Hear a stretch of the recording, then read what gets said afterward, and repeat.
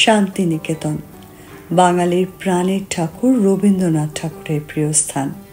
আর তাই প্রায় প্রতিটি বাঙালির এক অদ্ভুত নস্টালজিয়া কাজ করে এই জায়গাটিকে ঘিরে। বাংলা সাহিত্য ও সংস্কৃতির অপূর্ব এক মেলবন্ধন দেখা যায় এখানে। পশ্চিমবঙ্গের বীরভূম জেলার ছোট্ট এই শহরে ছড়িয়ে আছে কবিগুরু রবীন্দ্রনাথ ঠাকুর এবং তার অসামান্য কিছু কর্মকাণ্ড।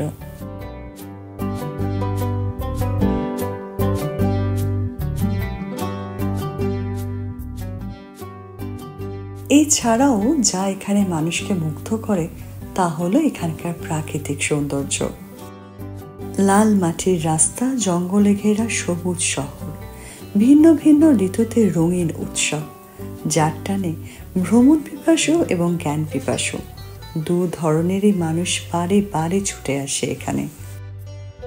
বহু বাঙালির মতো আমাদেরও বেশ কয়েকবার ঘোরা এই শান্তিনিকেতন।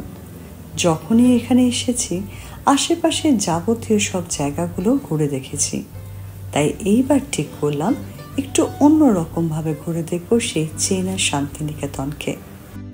এবার আর কোনো সাইট সিং নয়, শুধুই উপভোগ করব এখানকার প্রকৃতির রূপ, শীতের আমেজ আর অবশ্যই দারুণ সব বাঙালি খাবার।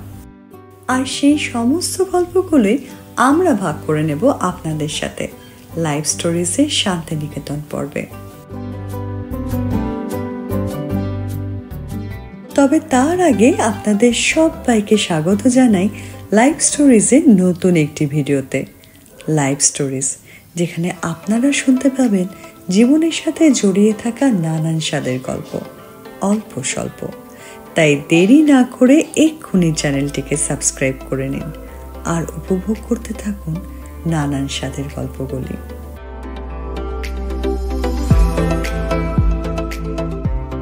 এমার্জেন্সি ফিল্ডে চাকরি করার দরুন উইকেন্ডে একসাথে দুদিন ছুটি পাওয়াটা বেশ চাপের। তাই অনেক কষ্টে যেই না কোনো রকমের ছুটিটা ম্যানেজ করা গেছে, দুম করে প্ল্যান হয়ে গেল এই ট্রিপের। উপরি পাওনা হিসাবে পেলাম বোন ও বন্ধুকেও। শীতের সময় দুদিন ছুটি, প্রিয় কিছু মানুষের সঙ্গ আর একটা ছোট্ট গাড়ি, ব্যাস আর কি চাই। বেরিয়ে পড়ো এবার। শনিবার সকাল 6টা নাগাদ সবাই মিলে রেডি হয়ে বেরিয়ে পড়লাম শান্তিনিকেতনের উদ্দেশ্যে। প্রথমে তো ভেবেছিলাম ভোর 4টেতেই বেরোবো, তারপর দেখলাম যা ঠান্ডা, আর এত তাড়াতাড়ি বেরিয়ে বা কি করবো। যাবো তো এই শান্তিনিকেতন, মাত্র ঘন্টা 5 পর। তাই কম্বল মুড়ি দিয়ে আবার ঘুমিয়ে পড়লাম। অবশেষে 6টার সময় সম্ভব হলো সবাই মিলে বেরোনো। গুগলের হিসাব অনুযায়ী 11টার মধ্যেই আমাদের শান্তিনিকেতন পৌঁছে যাওয়ার কথা, কিন্তু তখনও তো বুঝিনি এই রোড ট্রিপটা অন্যগুলোর থেকে একদমই আলাদা। কেন সেটা পরে বলছি। আপাতত আমরা পার করছি আজকের প্রথম টোল প্লাজা ডানকুনি। প্রতিবারই যখন এই নিবেদিতা সেতুটা পার হই একটা অন্যরকম অনুভূতি হয়। সত্যি কথা বলতে রোড ট্রিপের যে আসল চান সেটা কিন্তু এখান থেকেই ফিল করতে শুরু করি। তবে আজকে একটু দেরি করে বেরোনোয় একটা সুবিধা হয়েছে, কুয়াশার আস্তরণ অনেকটাই সরে গেছে। আশেপাশের মাঠের উপর হালকা একটা কুয়াশার চাদর থাকলেও রাস্তাটা কিন্তু পরিষ্কার, তাই গাড়ি চালাতে সেরকম কোনো অসুবিধা হচ্ছে না। যদিও অসুবিধার অনেক কারণ গাড়ির ভিতরেই মজুদ।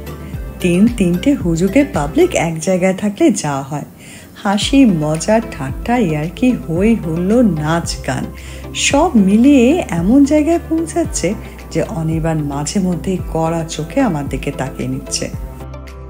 তখন আমরা আবার একটু করে রাশ টানছি, কিন্তু কিছুক্ষণ পর আবার জেকে সেই।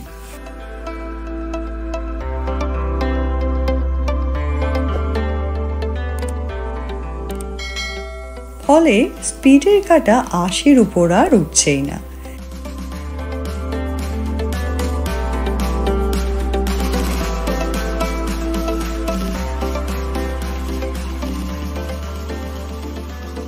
যাই হোক, এইভাবে টুকটুক করে চলতে চলতে যখন আমরা হিন্দুস্তান ধাবায় পৌঁছালাম তখন ঘড়িতে সময় 8:30। আগে থেকে ঠিক করেছিলাম ব্রেকফাস্টটা আমরা হিন্দুস্তান ধাবাতেই সারবো, কারণ এখানকার কচুরি আর ছোলার ডালটা জাস্ট অসাধারণ। আর এখানে মিষ্টিগুলো খেতেও কিন্তু বেশ ভালো হয়। নতুন গুড়ের সন্দেশ, রসগোল্লা আর কচুরি, এই সব কিছু দিয়ে প্রাতরাশ পর্ব সারার পর শুরু হলো আমাদের ফটো সেশন পর্ব। মিঠি আবার বায়না ধরল পাশের ছোট্ট পার্কটায় গিয়ে খেলবে বলে। ভাবসাব দেখে মনে হচ্ছিল আমাদের বোধহয় আর কোথাও যাওয়ার নেই, এখান থেকেই আমরা বাড়ি ফিরে যাব। প্রায় আধ ঘন্টা ধরে এসব কাণ্ডকীর্তি চলার পর রীতিমতো অনির্বাণের তাড়া খেয়ে গাড়িতে উঠে বসলাম।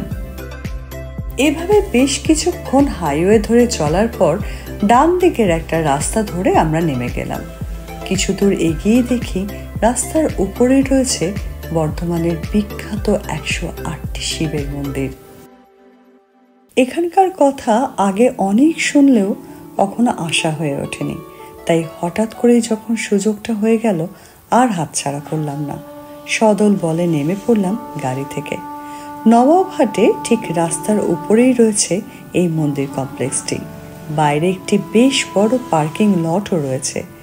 গাড়ি সেখানে রেখে আমরা ভিতরে ঢুকলাম। কমপ্লেক্সের বাইরেই জুতো রাখার, খাওয়ার, জলের এবং পুজোর সামগ্রীর ব্যবস্থা রয়েছে। মাত্র 2 টাকার টিকিট লাগে ভিতরে ঢুকতে। মন্দিরের ভিতর ঢুকেই মনটা ভালো হয়ে গেল। এত সুন্দর মন্দির কমপ্লেক্স খুব কম দেখেছি। চারপাশে গাছ গাছালি, পুকুর আর সুন্দর আটচালার মন্দির। খুব আফসোস হচ্ছিল পুজো দিতে না পারার জন্য। যেহেতু জানা ছিল না যে মন্দিরটা এই রাস্তাতেই পড়বে, তাই স্নান করেও বেরোনো হয়নি, আর তার উপর আবার ব্রেকফাস্টও করা হয়ে গেছে। তবে মনে মনে ঠিক করে নিলাম এখানে অবশ্যই আবার আসব, আর সেবার পুজো দিতেই। বহু প্রাচীন এই মন্দিরের ইতিহাসও কিন্তু বেশ রোমাঞ্চকর। যে সমস্ত গল্প নিয়ে আমাদের লাস্ট ভিডিওটি আপনারা উপভোগ করতে পারেন আই বাটনে ক্লিক করে অথবা ডেসক্রিপশন বক্সের লিংক থেকে।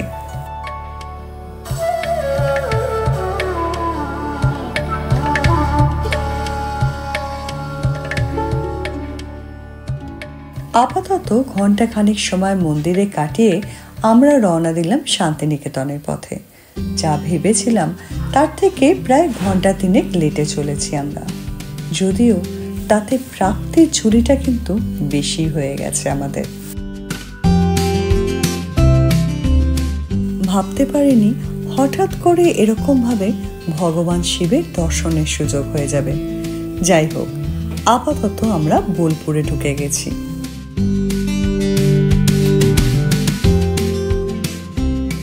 এখান থেকে শুরু হয়ে যাচ্ছে শহর শান্তিনিকেতন। বিশ্বভারতীর পিছনের রাস্তা দিয়ে চলেছি আমরা। দুপাশের বড় বড় গাছের ছায়ার নিচ দিয়ে কালো পিচের রাস্তা ধরে এগিয়ে চলেছে আমাদের গাড়ি। মনের মধ্যে অদ্ভুত এক শান্তি চলে আসে এই জায়গাটায় এলেই। কিছুক্ষণ সময় ধরে তা অনুভব করতে করতে পৌঁছে গেলাম খোয়াইয়ের কাছে। একে তো আজ শনিবার, তার উপর পৌষ মেলার শেষ দিন। ভাবলাম অনেক ভিড় হবে, পার্কিং পেতেও বেশ প্রবলেম হবে। ভাবতে ভাবতে একটু এগিয়ে দেখলাম সোনাঝুরি হাটের আগেই বাঁ দিকে মাঠের মধ্যে বিশাল বড় একটি পার্কিং লটের ব্যবস্থা করা হয়েছে, তাই পার্কিং পেতে কোনো অসুবিধা হলো না। সন্ধ্যা 7টা পর্যন্ত এখানে পার্কিং এর চার্জ হলো 100 টাকা। এখান থেকে পায়ে হেঁটে মিনিট 7-8 লাগে সোনাঝুরি হাটে পৌঁছাতে। আবার সামনে অনেক টোটো দাঁড়িয়ে রয়েছে। যাদের হাঁটতে অসুবিধা তারা চাইলে টোটো নিয়ে পৌঁছে যেতে পারেন সোনাঝুরি হাটে। আমরা যখন সোনাঝুরি পৌঁছালাম তখন অলরেডি 2টো বেজে গেছে, তাই ঠিক করলাম আগে লাঞ্চটা সেরে তারপর ঘোরাঘুরি শুরু করব। এর আগে যতবারই এখানে এসেছি আমরা রামশ্যামেই লাঞ্চ করেছি, আর তাই এবারও ঠিক করেছিলাম এখান থেকেই লাঞ্চটা সেরে নেব। সেই মতো মেনু কার্ড দেখে খাবারের আইটেম সিলেক্ট করে কুপন কেটে বাইরে ওয়েট করছিলাম আমরা। প্রতিবারই এখানে খাওয়ার কারণ হলো এদের হিউজ অপশন আর দারুণ টেস্ট। যদিও এবারের ভিড় অন্যান্য বারের তুলনায় অনেকটাই বেশি, তবুও আশা করছি খাবারের টেস্টে কোনো কম্প্রোমাইজ হবে না। কি কি খাবার ট্রাই করলাম রামশ্যামের রেস্তোরাঁতে, আর কেমন লাগলো তাদের স্বাদ, সঙ্গে সোনাঝুরি ঘোরার অভিজ্ঞতা, এই সব কিছু নিয়ে থাকবে লাইভ স্টোরিজের পরের পর্ব।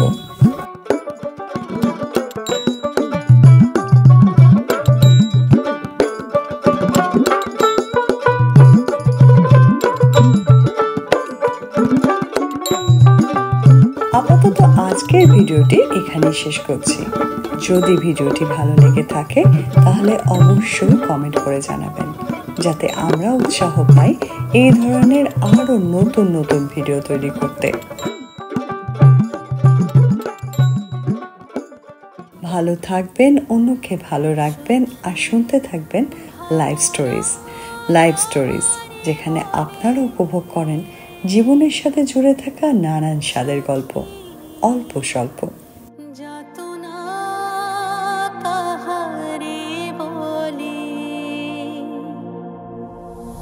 তোমরা যে বলো দিবস রজনী, ভালোবাসা ভালোবাসা, সখী ভালোবাসা কারে কয়, সে কি কেবলই যাতনা।